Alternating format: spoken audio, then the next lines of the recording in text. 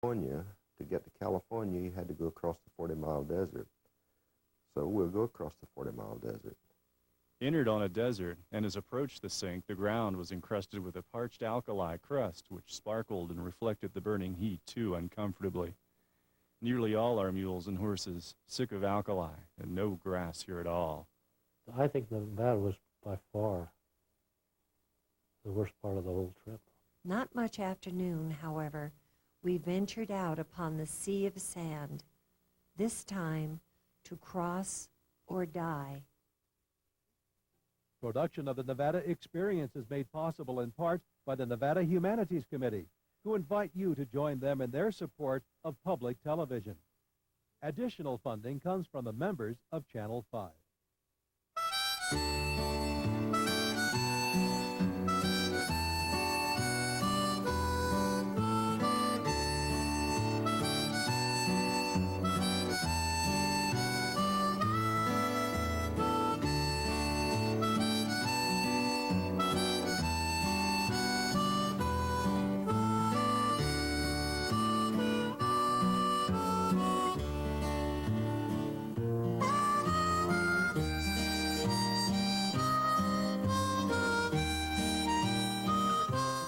Good evening. Welcome to the Nevada Experience. I'm Travis Lynn. In the 1840s and 50s, as immigrants streamed across the country to the western goldfields, one particular stretch of that journey was the most dreaded, a 40-mile desert crossing in what is now Nevada. It was a crucible. The travelers and their animals were already tired and strained by the time they reached the Great Basin. Then they found the water was poor and there was scant forage for the animals. After that, the desert. Their weakened conditions and the rigors of the desert crossing were deadly for many, terrifying for most. Our narrator will be John Tyson as we retrace that dreaded journey across Nevada's 40-mile desert. The travel is now all by cutoff to Carson River, 45 miles. Last 12 miles, very heavy sand. No good water after leaving sulfur wells to this river. Salt water and a little grass in 10 miles. Take all the water you can from this place. Also plenty of feed, grass, rushes, etc. Expect to find the worst desert you ever saw, and then find it worse than you expected. Take water. Be sure to take enough. Drive as much in the night as possible. When safe over, good feed and water. Drive clear through without leaving your wagons if you can.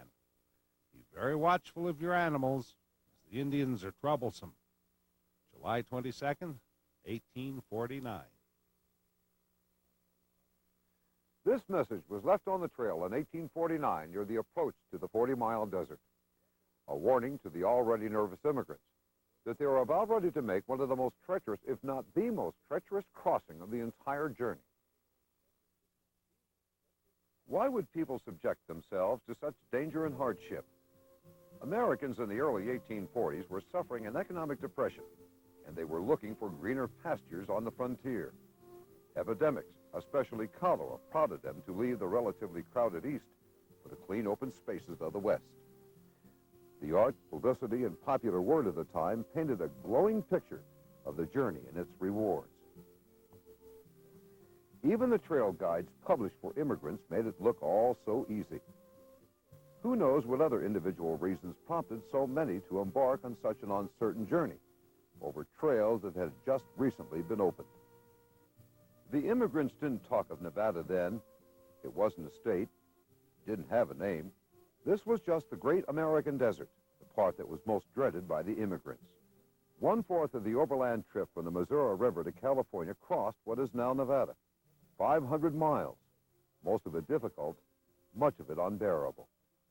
From their starting point was approximately the Missouri River to Sutter's Fort, which is Sacramento. That's about 2,000 miles. And they usually started around the middle of May if they could, or when the prairies dried out and grass was good for the horses, or not for the horses so much as for the cattle, livestock, whichever it may be.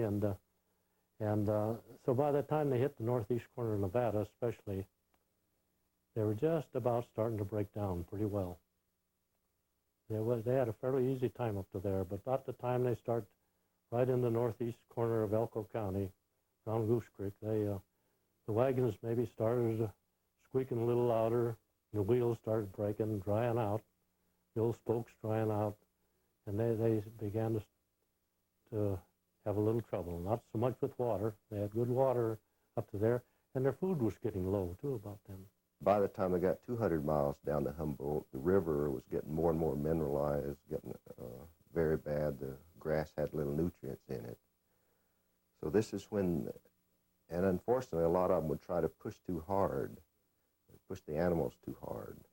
And with all the dry weather in Nevada, even the wagons tended to start drying up. So the wagons were starting to get in bad shape. And as the water got worse and the grass got worse, the animals got in worse shape. So the last 100 miles of the Humboldt is what really made the difference. The immigrants soon developed a love-hate relationship with the Humboldt River. It was the only westerly course through Nevada's lineup of north-south running mountain ranges. Without it, there would be no direct route to the goldfields. It was also the longest single leg of the whole journey. The late barren country we have passed through has told hard upon our cattle, and others too, if we may judge by the number of dead cattle we have passed the last 18 miles. James Wilkins, September 9, 1849. Here they had a last chance to rest and recruit their animals in relative comfort in the great meadows near present-day Lovelock. The river water, though, was terrible. It was salty, loaded with sulfur, but it was all they had. Here we come to the great meadow, near the sink of this river. Here are thousands of men getting hay for the desert. 27 miles today, and we have seen 62 dead animals. We are resting and cutting grass for the desert. We see human suffering here, almost beyond description. Some have lost their provisions by accidents in crossing deep waters. Others did not start with a sufficient quantity to last them through. Some others have by accident got separated from their company and consequently have no provision. William H. Kilgore, July 22nd and 23rd, 1850. Came only about 18 miles since our last encampment to this place, where we have been laying 2 days cutting hay. We are now about 15 miles from the sink. This is the last good water we shall have for 70 miles, they say, and we are filling every vessel that will hold it. James Wilkins, September 9th, 1849. They'd stop, they call it recruiting, they'd recruit their animals. So they'd stop there and rest a day or 2 days. And then they'd go on to what they'd call the slough or the end of the sink then, and start out across the desert. But some of them, unfortunately, didn't know they should do that. They didn't know they should stop and rest their animals, and maybe for 2 or 3 days, and they'd try it. I mean, they were running out of food. Some of them would kill animals for food, and they'd try to jerky it or cook it to take across the desert with them. So they were low on food, and they were afraid to wait too long. They couldn't. In fact, they couldn't wait. They'd probably starved. Reached the sink last night about sunset. There's no grass here, whatever, nothing but desert.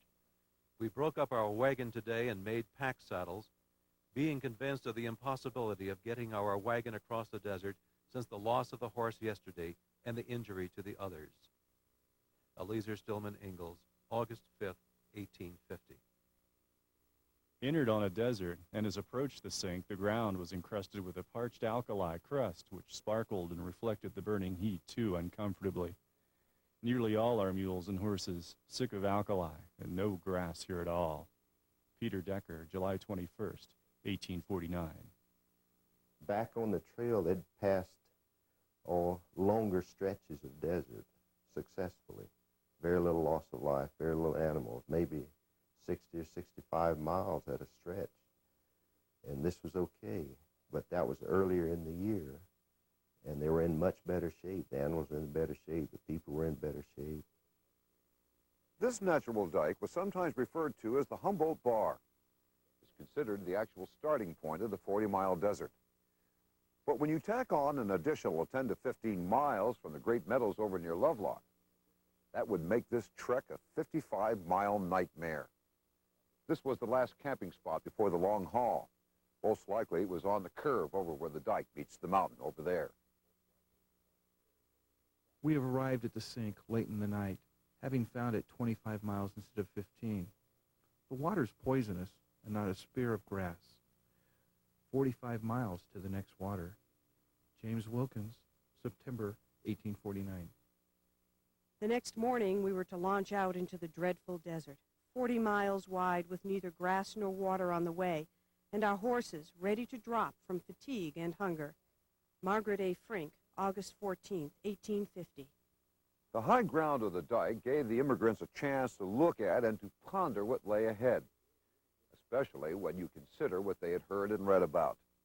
And they continued to prepare, as if they hadn't already done so, and to decide which of the two trails they would take. There are actually two 40-mile deserts. The first route, the Truckee River route, cut to the west, meeting the Truckee River at Wadsworth. The Carson River route headed south from the dike, at the Carson River a few miles west of Fallon. The discovery of gold at Sutter's Fort in 1848 started the rush to the mother lode. As it turned out, the Carson River route was the most direct way to the diggings. And so of the two 40-mile deserts, the Carson River route was the most heavily used in 1849 and 50. 1848, gold discovered in California. So in 1849, it's estimated, well, along the Platte River Road, between 25,000 and some of the recent estimates are maybe up to 35,000 people came along the Platte River. Most of those came to California, which meant you went through Nevada. In 1850, about double that. Some of the typical, or some of the previous estimations have been 50, 55,000. And one of the trail historians says a case can be made for maybe 65,000 that came through in 1850. So if you came through early, you may have had feed for the animals. As you came later and later with these thousands and thousands of people that came before you, a lot what feed, forage that was there is gone. The more people you have, the more tragedy you're going to have. The more animals and wagons broken down and people dying, people going even insane that you're going to have. So more people took the Carson route, and so you're going to have more troubles on it. So it's a well-known route because of that. Those immigrants who were well prepared and had not suffered much loss up to this point managed to do quite well across the desert, even though they did suffer their share of heat, dust, and thirst. But even those who were less prepared managed to struggle along, even though they suffered considerably more. Anywhere from 16 and a half hours to 34, 36 hours. 24 hours is typical. So sometimes the ones that leave in the late after or in the afternoon, say, they would travel all day until the next afternoon, and then maybe at dusk they'd get to the Truckee River or the Carson River. So they could make it in 24 hours fairly easy. 30 hours, a lot of them. We are now over the desert, the 40-mile desert of which we had heard much. Consequently, we dreaded it. The evening before we reached it, we camped very early and had supper and let the cattle feed good. And toward night, all was started again, as we were to cross it in the night for the sake of coolness. Everyone filled their tin canteens with water at the last camping place, but the water was very poor. But there was no other well. Lucy Rutledge Cook, May 1852. On Monday morning we loaded up, but did not hurry, for the cattle had not rested any too long. Another day would have been better, but we dared not linger. By night we were again at the sink, where we once again camped. But we durst not, the following morning, launch out upon the desert with a whole day before us. For though it was now the 9th of October, the sun was still powerful for some hours daily, and the arid sand doubled its heat. Not much after noon, however, we ventured out upon the sea of sand, this time to cross or die. Sarah Royce, October 9th, 1849. The sight of these two wells alongside the trail may have encouraged some at first, but of course the water was absolutely useless. Most of the animals even refused to drink it. Those that did often became sick. Double Wells was only useful as a landmark. About 6 miles after Double Wells, they would come to Salt Creek, a sticky, messy mire very difficult to cross even though it was not very big. The name Creek, another tease. The water was not drinkable. The ground in this area is very unreliable. The spreading creek or any bit of moisture turns it into a slick mud that gives way at the slightest weight. A dry crust would break through to sand and alkali.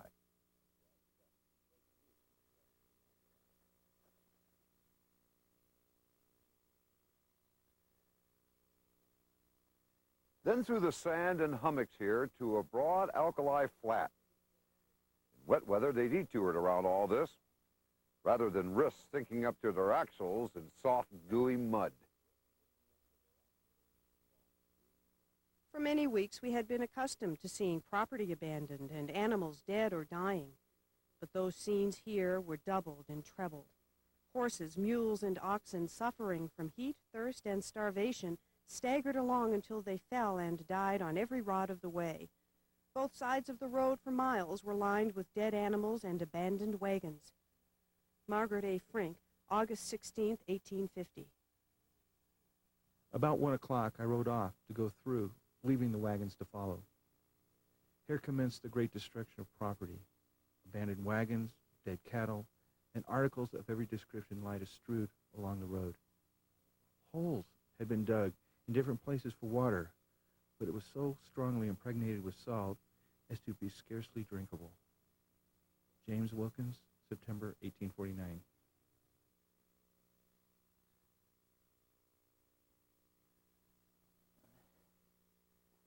The death and destruction, the stench and debris were worse here during the gold rush years of 1849 to 1851. That's when traffic was heaviest. One immigrant counted nearly 700 dead animals and almost 800 abandoned wagons. Another reported almost 9,000 dead animals along the trail. Some estimates claim that 3 out of 4 wagons were abandoned on the 40-mile desert in 1850. Many immigrants arrived in California on foot with nothing more than the clothes on their back. Stretches of the overland trail were littered with abandoned goods as far back as Fort Laramie. But here in Nevada, along the 40-mile desert, the trail was literally covered with goods and the bodies of dead animals. For years, the remnants of their suffering remained here, like this area where a wagon was burned out. But collectors and Mother Nature have reclaimed most of it. A lot of them would say, we'll leave in the afternoon, like 2 or 3 in the afternoon, and then we'll travel all night and we'll be there. Morning came, they were just beginning to hit the sand, and as the sun came up, they were still in the heavy sand, and they absolutely couldn't make it then. As noon came, out around Fallon, that area, it gets very hot during August and September, 100, 110 degrees, whatever it gets out there. But this would just devastate them, knock them out. The sand was very deep, and the wagons dragged along slowly. Toward midnight, it began to rain, and the oxen showed signs of exhaustion. And what little water we carried was given to those most in need. Lucy Rutledge Cook, May 1852. The sand hills are reached. Then comes a scene of confusion and dismay. Animal after animal drops down. Wagon after wagon is stopped. The strongest animals are taken out of the harness. The most important effects are taken out of the wagon and placed on their backs, and all hurry away, leaving behind wagons, property, and animals that, too weak to travel, lie and broil in the sun in an agony of thirst until death relieves them of their tortures. The owners hurry on with one object in view, that of reaching the Carson River before the broiling sun shall reduce them to the same condition. Eliezer Stillman, Ingalls, August 1850. Past some 20 carcasses of mules and oxen, the stench of which was very disagreeable, and bones scattered pretty thickly. Peter Decker, July 23, 1849. But no one stopped to gaze or to help. The living procession marched steadily onward, giving little heed to the destruction going on in their own anxiety to reach a place of safety. In fact, the situation was so desperate that in most cases no one could help another. Each had all he could do to save himself and his animals. Margaret A. Frink, August 16, 1850.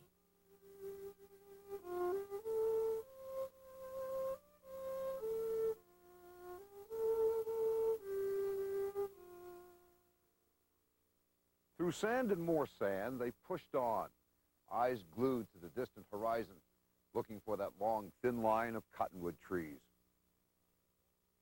For a long time, not a word was spoken, save occasionally to the cattle. I had again, unconsciously, got in advance, my eyes scanning the horizon to catch the first glimpse of any change, though I had no definite idea in my mind what first to expect. But now, there was surely something. Was it a cloud? It was very low at first, and I feared it might evaporate as the sun warmed it. But it became rather more distinct and a little higher. Another glance at the horizon. Surely there was now visible a little unevenness in the top of that dark line, as though it might indeed be trees. Sarah Royce, October, 1849. It was a hard march over the desert. The men were tired of goading on the poor oxen, which seemed ready to drop at every step. They were covered with a thick coating of dust, even to the red tongues which hung from their mouths, swollen with thirst and heat. While we were yet 5 miles from the Carson River, the miserable beasts seemed to scent the freshness in the air, and they raised their heads and traveled briskly. When only a half-mile of distance intervened, every animal seemed spurred by an invisible imp. They broke into a run, a perfect stampede, and refused to be stopped until they had plunged neck-deep into the refreshing flood. At last, we were near our journey's end. Luzina Stanley Wilson, September, 1849. We were camped under beautiful cottonwood trees at 11 o'clock. Not having seen a tree for the last 700 miles or since left Fort Hall, the sight of this wooded stream was an object of perfect delight. After desert life, a tree is an object of social interest, and these scattered and beautiful trees do appear so cheerful and homelike. Peter Decker, July 25th, 1849. We got across this desert, which is so great a terror to immigrants, without suffering. At about 3 o'clock in the afternoon, arrived on the bank of the Carson River. Franklin Langworthy, October 2nd, 1850. But we had yet many weary steps to take, and noon had passed before we stood in the shade of those longed-for trees beside the Carson River. As soon as the yokes were removed, the oxen walked into the stream and stood a few moments, apparently enjoying its coolness, then drank as they chose, came out, and soon they found feed that satisfied them for the present, though at this point it was not abundant.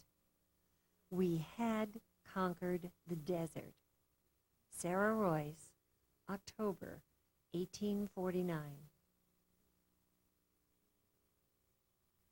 Percentage-wise, most of them made it. But nobody stopped to count the dead along the way. One diarist I recall mentioned, I'm not sure where he got the numbers, mentioned 900 and something in 1850. Maybe he estimated that, over 900 deaths, something like that. So a lot of people didn't make it.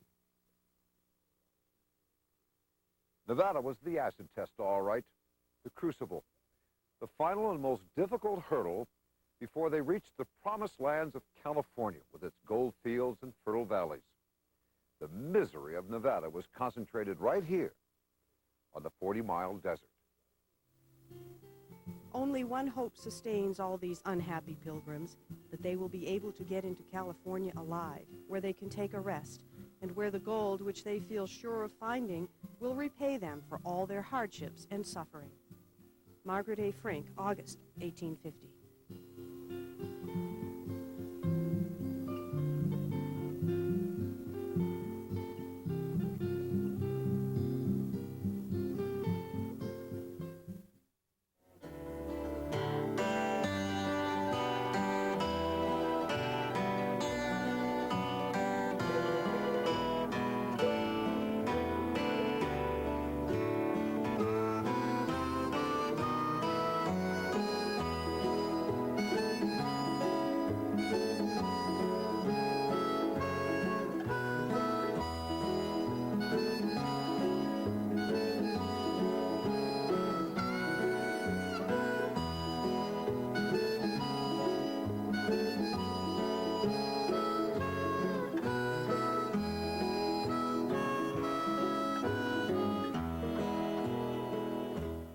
Videotapes of the 40-mile desert are available for $19.95 plus tax, shipping, and handling.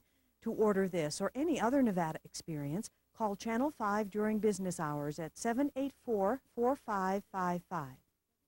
Production of the Nevada Experience is made possible in part by the Nevada Humanities Committee, who invite you to join them in their support of public television.